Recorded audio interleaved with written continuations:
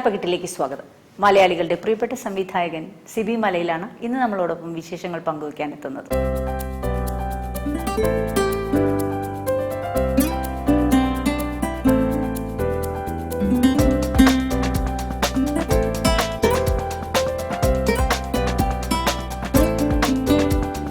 ഇപ്പോൾ ഒരു ഈസ്റ്റർ കാലമാണ്. ശരിക്കും പറഞ്ഞാൽ നമ്മളെന്നും ആഘോഷം എന്ന് പറഞ്ഞാൽ കൂടുതൽ ഓർമ്മ എപ്പോഴും നമ്മുടെ കുട്ടിക്കാലത്തെ ആഘോഷങ്ങൾക്കാണ്. എങ്ങനെയാണ് സാറിൻ്റെ ഒരു ഈസ്റ്റർ മെമ്മറീസ്? ഈസ്റ്റർ എപ്പോഴും വരിക വലിയ അവധിയുമായിട്ട് ബന്ധപ്പെട്ടിട്ടാണ്. അതെ, ഏപ്രിൽ അപ്പം സ്കൂൾ അടച്ച് അതിന് മുമ്പായിട്ട് സ്കൂൾ അടയ്ക്കും. അപ്പം പിന്നെ ഒരു 2 മാസം അവധിയാണ്. അപ്പം എൻ്റെ അവധിക്കാലം എന്ന് പറയുന്നത് എൻ്റെ അമ്മയുടെ നാട്ടിലേക്ക് പോകുക എന്നുള്ളതാണ്. കാഞ്ഞിരപ്പള്ളിയാണ്. അപ്പോൾ കസിൻസ് എല്ലാവരും ഉണ്ടാവും. ഒരു വലിയ കുടുംബമാണ്, ഒരു 12 മക്കളുടെ കൊച്ചുമക്കളുമായിട്ടുള്ളൊരു കല്യാണത്തിനൊന്നും പുറത്തുനിന്ന് മേടിക്കേണ്ട ആവശ്യമില്ല, അത്രമാത്രമുണ്ട്. അപ്പോൾ അങ്ങനെ ഈ എല്ലാവരും പിന്നെ കൊച്ചുമക്കൾ എല്ലാവരും കൂടെ കൂടുന്നൊരു സമയമാണത്. പിന്നെ ഒരു ഏകദേശം ഈ അവധിക്കാലത്തിൻ്റെ ഒരു ഭൂരിഭാഗവും നമ്മൾ അവിടെ തന്നെ ആയിരിക്കുകയും ചെയ്യും. അപ്പം അവിടെ നിന്നിട്ടാണ് ഈസ്റ്ററിൻ്റെ ഒരു ആഘോഷത്തിൽ നിന്നാണ് അവധി തുടങ്ങുന്നത്. അപ്പോൾ അതൊരു നമ്മളിപ്പം ഞാൻ എൻ്റെ നാട് ആലപ്പുഴയാണ്. ആലപ്പുഴ പോലുള്ള ടൗണിൽ നിന്നും കാഞ്ഞിരപ്പള്ളി പോലെയുള്ള ഒരു ഗ്രാമപ്രദേശത്തേക്ക് ചെല്ലുമ്പോൾ അതൊരു നമ്മുടെ മൊത്തം ഒരു ആംബിയൻസ് മാറുകയാണ്. നമ്മൾ റബ്ബർ തോട്ടങ്ങളും ചെറിയ തോടുകളുണ്ട്, കുളിക്കാനായിട്ട് തോടുകളിൽ പോവുക, അങ്ങനെയുള്ളൊരു ആഘോഷമാണ്. അപ്പോൾ അവധിക്കാലം അങ്ങനെയാണ്. അതോടൊപ്പം ഈ എന്താണ് കുട്ടികളെല്ലാവരും ഒത്തുചേരുകയും വലിയൊരു കൂട്ടുകുടുംബം അങ്ങനെ ഒന്നിച്ചു കൊണ്ടുണ്ടാകുന്ന അവിടെയുള്ള ഒരുപാട് എല്ലാവരും കൂടെ ഒത്തുചേരുമ്പോൾ തന്നെ ഒരു ആഘോഷമാണ്. അതൊരു ചൈൽഡ്ഹുഡ് മെമ്മറി. പക്ഷേ സാർ ഒരു 80s 90s എന്നൊക്കെ പറഞ്ഞാൽ സാർ ഒരു സൂപ്പർ സ്റ്റാറാണ്. അത്തരം സിനിമകൾ ചെയ്ത് സ്വന്തം നാട്ടിലേക്ക് ആ ഒരു യാത്ര സാർ എങ്ങനെ? പിന്നീട് സാറിനൊരു ഫെസ്റ്റിവിറ്റീസിലൊക്കെ സമയം കിട്ടുമായിരുന്നോ? അല്ല, പിന്നീട് വളർന്നു നമ്മൾ ഒരു പ്രൊഫഷനിലേക്ക് ഇങ്ങനെ തിരക്കിലൊക്കെ ആയി കഴിഞ്ഞപ്പോഴത്തേക്കും അങ്ങനെയുള്ള ഗ്യാതറിംഗ് ഒക്കെ ഉണ്ടാവാറില്ല. കാരണം നമ്മളും മറ്റ് തിരക്കുകളിലായി, നമുക്ക് നമ്മുടേതായിട്ടുള്ള കുടുംബങ്ങളായി. എൻ്റെ മക്കളൊന്നും പക്ഷേ ആ ചൈൽഡ്ഹുഡിനെ പറ്റി പറഞ്ഞാൽ അവർക്കത് മനസ്സിലാക്കില്ല. കാരണം അവരങ്ങനെ റിലേറ്റ് ചെയ്യാൻ പറ്റത്തില്ല. അവർക്ക് അങ്ങനെ ഒരു വല്ലപ്പോഴും ഞാൻ അതുവഴി പോകുമ്പോൾ അവരെ കൊണ്ട് കാണിക്കുക, ഇതായിരുന്നു നമ്മളുടെ ഇവിടെയാണ് അവധിക്കാലം വന്നിട്ടുള്ളത്, അല്ലെങ്കിൽ നമ്മൾ അന്ന് കുളിച്ച ചെറിയ തോടുകളൊക്കെ ഉണ്ട്, പാറകളൊക്കെ നിറഞ്ഞു കിടക്കുന്ന. അപ്പോൾ അതെല്ലാം കൊണ്ട് കാണിക്കുമ്പോൾ അവർക്കത് അത്ഭുതമാണ്. പക്ഷെ അങ്ങനെ ഒരു സ്ഥലത്ത് എങ്ങനെ ആൾക്കാർ ജീവിക്കുന്നു? കാരണം ഇപ്പം ഈ നമ്മളുടെ ജീവിതത്തിൽ വന്ന മാറ്റങ്ങൾ പോലും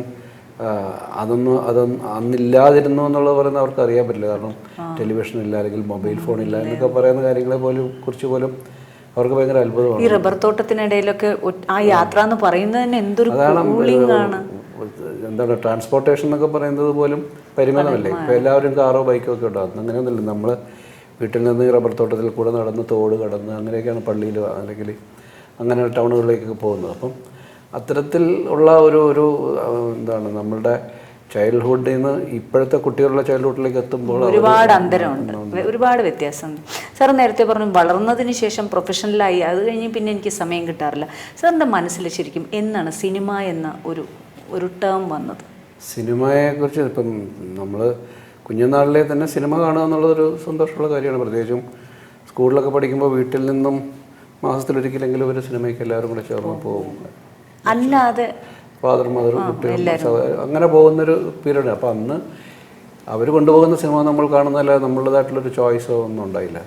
പക്ഷെ കോളേജിലേക്ക് എത്തിക്കഴിഞ്ഞ് പ്രീ ഡിഗ്രി ഒക്കെ പഠിക്കുന്ന സമയത്താണ് നമ്മൾ കുറച്ചും കൂടെ എക്സ്പോസ്ഡ് ആകുന്നത്. മലയാളം സിനിമകൾക്ക് അപ്പുറത്തേക്കും മറ്റു ഭാഷാ ചിത്രങ്ങൾ, ലോക സിനിമകൾ, ഹോളിവുഡ് മൂവീസിലോട്ടൊക്കെ എത്തുന്നത്. അപ്പോൾ പോലും മറ്റു വേൾഡ് ക്ലാസിക്കുകളിലോട്ടൊക്കെ എത്തുന്നത് പിന്നീടും ലേറ്റ് ആയിട്ടാണ്. അതൊരു പ്രീ ഡിഗ്രി കഴിഞ്ഞ സമയത്തൊക്കെയാണ് ഒരു വേൾഡ് ക്ലാസിക്കുകളൊക്കെ നമ്മുടെ മുമ്പിലേക്ക്. അങ്ങനെയും സിനിമകളുണ്ട് നമ്മളുടെ ഈ ഒരു ചുറ്റുവട്ടത്തിനും അപ്പുറത്തേക്ക്. ലോകത്തിൻ്റെ വിവിധ ഭാഗങ്ങളിൽ വളരെ വ്യത്യസ്തമായ രീതിയിലുള്ള ഒരു സിനിമകൾ ഉണ്ടാക്കപ്പെടുന്നു. അല്ലെങ്കിൽ അത്തരത്തിൽ ഉള്ള ഒരു വേറൊരു സിനിമയുടെ ഒരു വലിയ ലോകം നമുക്ക് നമ്മുടെ അറിവിൽ പെടാതെ കിടപ്പുണ്ട് എന്നുള്ള തിരിച്ചറിവും. അങ്ങനെ അത്തരം സിനിമകൾ കാണാനുള്ള ശ്രമങ്ങളായിരുന്നു പിന്നീട്. അപ്പോഴാണ് ആ കാലത്ത് എനിക്കത് 70s തുടക്കത്തിലാണ്. അന്ന് നമ്മളുടെ ഇവിടെയും നവസിനിമയുടെ ഒരു ന്യൂ വേവ് സിനിമ എന്നൊക്കെ പറയുന്ന ഒരു കാലഘട്ടം. ന്യൂസ് പേപ്പർ ബോയ് ഒക്കെ അതിന് മുമ്പാണ്. നമ്മളുടെ ഇവിടെ ഈ ശരിക്കും അതിനുള്ള കാതലായ മാറ്റം സംഭവിക്കാൻ കാര്യം പൂന ഫിലിം ഇൻസ്റ്റിറ്റ്യൂട്ടിൽ നിന്നും വന്ന കുറേ ചെറുപ്പക്കാർ ഇവിടെ സിനിമയിലേക്ക് എത്തിപ്പെടുകയും അതിന് അങ്ങനെ ഒരു സിനിമയുടെ അതുവരെയുള്ള നമ്മുടെ ഭാഷയും അല്ലെങ്കിൽ സിനിമയെക്കുറിച്ചുള്ള സങ്കല്പങ്ങളും വെറും മുൻകാലങ്ങളിൽ പക്ഷേ നമ്മൾ കണ്ടിരുന്ന സിനിമകൾ എന്ന് പറഞ്ഞാൽ നമ്മളുടെ നോവലുകളെ അല്ലെങ്കിൽ നമ്മൾ ഇവിടെ സാഹിത്യ സൃഷ്ടികളിൽ നിന്നും അഭ്രപാളികളിലേക്ക് വരുന്ന സിനിമ. അതൊരു കൂടുതലും ആദ്യകാലത്തെ സിനിമ എന്ന് പറയുന്നൊരു നാടകത്തിൻ്റെ സിനിമാറ്റിക് രൂപമായിട്ട് മാത്രമായിട്ട് മാറുകയായിരുന്നു. പക്ഷെ സിനിമ എന്ന് പറയുന്ന അതിൻ്റെ ഭാഷ പൂർണ്ണമായിട്ടും മാറ്റിയെടുക്കപ്പെട്ടത് 70കളുടെ തുടക്കത്തിലാണ്. അന്ന് അങ്ങനെ സിനിമകളെ ഇന്നിപ്പം നമ്മൾ ഒരു ന്യൂജൻ സിനിമ എന്ന് പറഞ്ഞ ഒരു വിഭാഗം ഒരു ടേം യൂസ് ചെയ്യുന്നുണ്ട്. അപ്പം അന്നും ഈ സിനിമകൾ ഒക്കെ ഉണ്ട്. അപ്പം അന്ന് എങ്ങനെയാണ്, എത്തരത്തിലാണ് ആ സിനിമകളെ പ്രേക്ഷകർ കണ്ടത്? ഇപ്പോഴുണ്ടാകുന്ന ന്യൂ ജനറേഷൻ സിനിമ എന്ന് പറയുന്നത് കുറച്ചും കൂടെ ജനകീയമാണ്, പ്രേക്ഷകരിലേക്ക് എത്തുന്നുണ്ട്. അന്നുണ്ടായ സിനിമകൾ എന്ന് പറയുന്നത് കുറച്ചും കൂടെ ഗൗരവപൂർണമായൊരു സമീപനമായിരുന്നു സിനിമയെ. ഇപ്പം ഇൻസ്റ്റിറ്റ്യൂട്ടിൽ നിന്നൊക്കെ പഠിച്ചു വന്നവരും അല്ലാത്തവരുമായിട്ട് സിനിമയെ നമ്മളുടെ ഒരു മെയിൻ സ്ട്രീം സിനിമയിൽ നിന്നും മാറി നിന്നുകൊണ്ടുള്ള ഒരു കാഴ്ചപ്പാടിലേക്കാണ്. ഇപ്പോൾ ജോൺ എബ്രഹാം അല്ലെങ്കിൽ അരവിന്ദൻ, അടൂർ സാറ്, അങ്ങനെ ഒരുപാട് പുതിയ ആൾക്കാർ ഈ ഇൻഡസ്ട്രിയിൽ നിന്നിൻ്റെ പാരലായിട്ട് ഒരു മെയിൻ സ്ട്രീം ഇൻഡസ്ട്രിയുടെ പാരലായിട്ടുള്ളൊരു സിനിമയുടെ ഒരു ട്രാക്ക് ഇവിടെ രൂപപ്പെട്ടു വന്നു. അതിൻ്റെ കാരണം പ്രധാനമായിട്ടും പൂന ഫിലിം ഇൻസ്റ്റിറ്റ്യൂട്ടിൽ നിന്നും വന്ന അവരാണ് നമ്മൾ കാണാത്ത സിനിമകളുടെ ഒരു ഏരിയയിലേക്ക് എക്സ്പോസ്ഡ് ആയിട്ടുള്ള ആൾക്കാരാണ് അവർ. ഇൻസ്റ്റിറ്റ്യൂട്ടിലെ പഠനത്തിൻ്റെ ഭാഗമായിട്ട് അവർക്ക് കിട്ടിയ ഒരു പുതിയ കാഴ്ചപ്പാടിൽ നിന്ന് അവരിവിടെ വരികയും ഒരുപാട് ടെക്നീഷ്യന്മാർ, ക്യാമറമാൻ രാമേന്ദ്ര ഭവനെ പോലുള്ള ആൾക്കാർ ക്യാമറമാന്മാരായിട്ടും അങ്ങനെ ഒരുപാട് പേര് ആ കാലഘട്ടം 70s തുടക്കത്തിൽ വരികയും KG ജോർജ് സാറ്, അവരെല്ലാവരും അങ്ങനെ ഒരു വേറൊരു സിനിമയുടെ ഭാഷയെ നമ്മുടെ പ്രേക്ഷകർക്ക് വിളിച്ചു. ആദ്യകാലത്ത് അത് ഒരുപക്ഷെ വ്യാപകമായിട്ട് സ്വീകരിക്കപ്പെട്ടില്ല, അല്ലെങ്കിൽ അന്ന് അതിനെയൊക്കെ ഉച്ചപ്പടങ്ങൾ എന്നൊക്കെ പറഞ്ഞ് നമ്മൾ തന്നെ മാറ്റി നിർത്തുന്ന അതിന് തിയേറ്ററുകൾ ഉണ്ടാകാറില്ല. ഞാൻ ആ കാലഘട്ടത്തിലാണ് അത്തരം സിനിമകളെ ശ്രദ്ധിച്ചു തുടങ്ങിയത്. എനിക്ക് തോന്നുന്നു ഞാൻ അങ്ങനെ സ്വയംവരം ആണ്, അടൂർ സാറിൻ്റെ സ്വയംവരമാണ് ഇനി എന്നിൽ ഒരു റിയലിസ്റ്റിക് സിനിമയെ കാണാൻ. നമ്മളതുവരെയും ജീവിതത്തിൽ നിന്ന് ഒരുപാട് മാറിട്ട് നിൽക്കുന്ന ഒരു ഗ്ലാമറൈസ്ഡ് അല്ലെങ്കിൽ ഒരു എൻലാർജ്ഡ് ആയിട്ടുള്ള ഒരു larger than life kind of സിനിമകളാണ് നമ്മൾ കണ്ടിരുന്നത്. അതിനുമപ്പുറം വളരെ റിയലിസ്റ്റിക് ആയിട്ടുള്ള രീതിയിൽ സിനിമയെ കാണുകയും ഇത് നമ്മളുടെ ജീവിതത്തിൻ്റെ ഭാഗമായി അല്ലെങ്കിൽ നമുക്കറിയാവുന്ന ആൾക്കാരൊക്കെയാണ് ഈ കഥാപാത്രങ്ങളെന്ന് തോന്നിപ്പിക്കുന്ന രീതിയിലുള്ള ഒരു അനുഭവം ഉണ്ടായത് അതാണ്. ആ സമയത്ത് ഫിലിം സൊസൈറ്റി പ്രസ്ഥാനം ഇവിടെ വളരെ സജീവമായി തുടങ്ങിയിരുന്നു. എങ്കിലും എൻ്റെ നാട്ടിൽ അങ്ങനെ ഒരു പ്രസ്ഥാനം ഉണ്ടായിരുന്നില്ല. അപ്പോൾ ഞാൻ സിനിമകൾ കാണാനായിട്ട് ഇത്തരത്തിൽ ലോക ക്ലാസിക്കുകളൊക്കെ കാണാനുള്ള താല്പര്യം കൊണ്ട് ദൂരെ എവിടെയെങ്കിലുമൊക്കെ നമ്മുടെ സ്ഥലങ്ങളിൽ നിന്ന് ദൂരെയുള്ള സ്ഥലങ്ങളിൽ എവിടെയെങ്കിലും ഇത്തരം സിനിമകൾ ഉണ്ടാകുന്നുണ്ട് അല്ലെങ്കിൽ പ്രദർശിപ്പിക്കുന്നുണ്ട് എന്ന് അറിയുമ്പോൾ അവിടെ പോയി കാണുകയും ഒക്കെ ചെയ്യുന്നുണ്ടായിരുന്നു. പിന്നീട് നമ്മളുടെ ഒരു ആഗ്രഹം കൊണ്ട് നമ്മളുടെ നാട്ടിൽ ഞാനും സമാന താല്പര്യമുള്ള സുഹൃത്തുക്കളൊക്കെ ചേർന്നിട്ട് ഒരു ഫിലിം സൊസൈറ്റി രൂപീകരിച്ചോടെ അതിൻ്റെ ഉദ്ഘാടനത്തിന് ശ്യാം ബെനഗളിനെ പോലെ ആൾക്കാരെയൊക്കെ നമ്മൾ കൊണ്ടുവന്നു. അത്രമാത്രം തീവ്രമായിട്ട് അതിനെ ഇഷ്ടപ്പെട്ടിരുന്നുകൊണ്ടാണ്. പക്ഷേ അതൊക്കെ അകാലത്തിൽ പൊലിഞ്ഞു പോയ കാര്യങ്ങളാണ്. സാമ്പത്തികമായ പിൻബലം ഉണ്ടായിട്ടില്ല. കാരണം നമ്മൾ കുറേ എല്ലാവരും പഠിച്ചുകൊണ്ടിരിക്കുന്ന കാലഘട്ടത്തിൽ തിയേറ്റർ കിട്ടത്തില്ല. തിയേറ്ററുകാർക്ക് പോലും അവർക്കൊരു ഷോയുടെ മുഴുവൻ കാശ് കൊടുക്കണം, ഒരു ഷോ നമ്മൾ കാണിക്കണമെങ്കിൽ. അപ്പോൾ ശനിയാഴ്ച ഞായറാഴ്ച ഒരു മോർണിംഗ് ഷോ ആണ് നമുക്ക് കിട്ടുക. അതിന് നമ്മൾ തന്നെ നടന്ന് ടിക്കറ്റ് വിൽക്കുകയും അന്നിവിടെ ജനശക്തി ഫിലിംസ് എന്ന് പറഞ്ഞ എറണാകുളത്ത് അവിടെയാണ് നല്ല ഇത്തരം സിനിമകളൊക്കെ കിട്ടുക. അവിടെ നിന്ന് നമ്മൾ തന്നെ വന്ന് ബസ്സിൽ കയറി പെട്ടിയുമായിട്ട് ആലപ്പുഴയിൽ പോയി കാണിച്ച് തിരിച്ചത് കൊണ്ട് കൊടുക്കണം. അതിൻ്റെ വാടക എല്ലാം കൂടെ വരുമ്പോഴത്തേക്ക് ഒരു 2-3 ആഴ്ചകൾ കഴിഞ്ഞപ്പോൾ ഇത് അകാലം ഇത്തരം സംരംഭങ്ങൾ നടത്തിക്കൊണ്ടുവരാൻ നമുക്ക് ശരിക്കും സാമ്പത്തികമായ ഒരു സപ്പോർട്ട് വേണം, സാമ്പത്തികമായ പിൻബലം വേണം. അതോടൊപ്പം തന്നെ moral support is very much important. അപ്പം നമ്മുടെ പേരൻസ് എന്ന് പറഞ്ഞാൽ എപ്പോഴും നമ്മളിൽ എൻ്റെ മക്കളെ ഇന്നതാക്കണം, ഭയങ്കര അംബീഷ്യസ് ആണ്. പേരൻസിനെയൊക്കെ സാർ എങ്ങനെ കൺവിൻസ് ചെയ്തു? നമ്മളുടെ ഈ ഇത്തരം താല്പര്യങ്ങളൊക്കെ അന്നും അവർക്ക് മനസ്സിലാക്കാൻ പറ്റത്തില്ല. അത് നമ്മളവരെ കുറ്റം പറഞ്ഞിട്ട് കാര്യമില്ല. കാരണം സിനിമ എന്ന് പറഞ്ഞാൽ മാറ്റി നിർത്തപ്പെട്ട എൻ്റെ ആഗ്രഹം സിനിമയിൽ ഇത്തരം സിനിമകളിലൊക്കെ ഞാൻ ഇഷ്ടപ്പെടുകയും സിനിമയുടെ ലോകത്തേക്ക് ഞാൻ എക്സ്പോസ്ഡ് ആയി കഴിഞ്ഞപ്പോഴത്തേക്കും എൻ്റെ ഒരു ആഗ്രഹം പൂന ഫിലിം ഇൻസ്റ്റിറ്റ്യൂട്ടിൽ പോയിട്ട് സിനിമ പഠിക്കണമെന്നായിരുന്നു. വീട്ടുകാരെ സംബന്ധിച്ചിടത്തോളം അങ്ങനെ ഇതൊരു പ്രൊഫഷനായിട്ട് ആണ്, സിനിമ ഒരു പ്രൊഫഷനായിട്ട് എവിടെയെങ്കിലും പോയി പഠിച്ചിട്ട് അതൊരു പ്രൊഫഷനായിട്ട് എടുക്കേണ്ട കാര്യമാണോ എന്നുള്ളൊരു കാഴ്ചപ്പാടാണ്. ഇപ്പം ഞാൻ പറയുന്നൊരു 30-40 വർഷം മുമ്പത്തെ ഒരു പേരൻസിനെ സംബന്ധിച്ചിടത്തോളം അവരങ്ങനെ ഒരു ചിന്തിക്കേണ്ട കാര്യമില്ല. അവരെ സംബന്ധിച്ചിടത്തോളം അന്ന് നമ്മുടെ സാധാരണ മലയാളി ഒരു സമൂഹത്തിൻ്റെ പ്രധാനപ്പെട്ട ഒരു പ്രൊഫഷണൽ മേഖല എന്ന് പറയുന്നത് ഒന്നുകിൽ മെഡിസിന് പോവുക, അല്ലെങ്കിൽ എഞ്ചിനീയറിങ്ങിന് പോവുക, അല്ലെങ്കിൽ ചാർട്ടേഡ് അക്കൗണ്ടന്റ് പ്രൊഫഷണൽ ഏതെങ്കിലും, അത്രേ ഉള്ളൂ. അവിടെ അല്ലെങ്കിൽ മക്കൾക്ക് ഇന്നും ജോലി ഇല്ല എന്നാണ് അവർ വിചാരിക്കുന്നത്. അപ്പോൾ ഏതെങ്കിലും അങ്ങനെ മാസശമ്പളം കിട്ടുന്നൊരു ജോലിയിലേക്കൊക്കെ എത്തിപ്പെടുക എന്നുള്ളത്, അല്ലാതെ ഇതൊരു പ്രൊഫഷനാകുക എന്നൊക്കെ അങ്ങനെ ചിന്തിക്കാൻ പറ്റില്ല. അതുകൊണ്ട് തന്നെ എനിക്കങ്ങനെ പോകാനുള്ള ഒരു അവസരം കിട്ടിയില്ല. പക്ഷേ സിനിമ നമ്മുടെ ഉള്ളിലുണ്ട്. സിനിമയ്ക്ക് വേണ്ടിയിട്ടുള്ള ശ്രമങ്ങൾ നടത്തി, ഇപ്പോൾ ഫിലിം സൊസൈറ്റി ആയാലും അല്ലെങ്കിൽ അക്കാലത്തൊക്കെ ഞാൻ ചെറുതായിട്ട് എഴുതുന്നത് താല്പര്യമുണ്ടായിരുന്നു. അപ്പോൾ എഴുതി തുടങ്ങിയപ്പോൾ എനിക്ക് തോന്നി എഴുത്തിലൂടെ എനിക്കും പൂർണ്ണമായിട്ടുള്ളൊരു എക്സ്പ്രഷൻ സാധ്യമാകുന്നില്ല എന്ന് തോന്നിയപ്പോൾ എനിക്ക് അങ്ങനെയാണ് വിഷ്വൽ മീഡിയം എന്ന് പറയുന്നത് എൻ്റെ ഉള്ളിലേക്ക് കടന്നു വരുന്നത്. അങ്ങനെ ഞാൻ എഴുതിയ കഥ തന്നെ ഞാൻ തന്നെ സ്ക്രിപ്റ്റൊക്കെ ആക്കി നോക്കിയിട്ടുണ്ട്.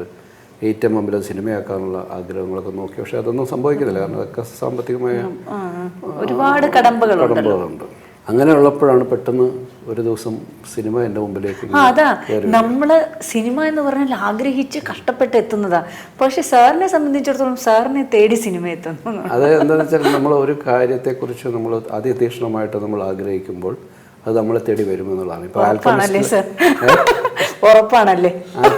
ആൽക്കമിസ്റ്റ് അങ്ങനെയാണ് വായിക്കുമ്പോൾ നമുക്ക് പൗലോ കോയ്ലോയുടെ അതിനകത്ത് പറയുന്നത്, അത്തരത്തിൽ നമ്മൾ എന്തിനെ തീക്ഷ്ണമായിട്ടും ആഗ്രഹിക്കുന്നുവോ അത് നമ്മളിലേക്ക് എത്തിച്ചേരുന്നത്. അത്രമാത്രം നമ്മൾ അതിനെ ആഗ്രഹിക്കണം. അല്ല, ആൽക്കമിസ്റ്റിൽ നമ്മളത് വായിച്ചിട്ടുണ്ടെങ്കിൽ അനുഭവസ്ഥർ പറയുമ്പോൾ നമുക്കതൊരു ഫ്രണ്ട്ലി മെസ്സേജ്. പക്ഷെ ഞാനത് അന്ന് എനിക്കത് റിയലൈസ് ചെയ്തില്ല. എൻ്റെ ഉള്ളിലുണ്ട്, അത് ഞാൻ എന്തെങ്കിലും ഇവിടെ എത്തും എന്നുള്ളത് എനിക്കറിയാമായിരുന്നു. പക്ഷെ അത് എങ്ങനെയാണെന്നുള്ളൂ അതിന് വേണ്ടിയിട്ട് ആരെങ്കിലും പോയി കാണുകയോ അതൊന്നും അറിയത്തില്ല. കാരണം അത് അന്നും എന്നും ഇല്ലാത്തൊരു കാര്യമാണ് സെൽഫ് മാർക്കറ്റിംഗ് എന്ന് പറയുന്നത്. അല്ലെങ്കിൽ എൻ്റെ അങ്ങനത്തെ അന്വേഷണങ്ങളൊന്നും ഉണ്ടാവാറുണ്ട്, ഇപ്പോഴില്ല.